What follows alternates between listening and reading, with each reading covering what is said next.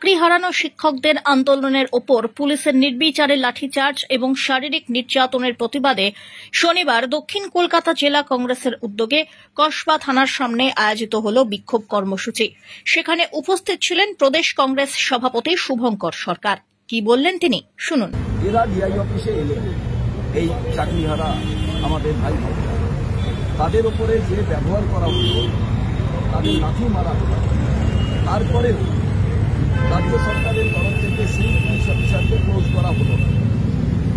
কোনো press conference করে বলা হলো না যে এটা অন্যায় হয়েছে। বহু পুলিশ অফিসার আমাকে ফোন করে বলেছে। কেন আমায় ফোন করেছে? কারণ এই চাকরি যাদের হারিয়ে গেছে তাদের নিয়ে তারা আমার কাছে আবেদন করেছিল, আমার কাছে রিকোয়েস্ট করেছিল। তাদের নিয়ে আমি রাহুল গান্ধীর সঙ্গে দেখা করেছি। রাহুল গান্ধী বিশিষ্ট আইনজীবীদের সঙ্গে কথা বলেছে। মহামান্য রাষ্ট্রপতি মহাশয়ের কাছে তিনি দরবার করেছেন এবং লোকসভা যদি খোলা থাকতো তিনি এ বিষয়ে প্রশ্ন উত্থাপন করতেন, তিনি ওদের বলেছেন।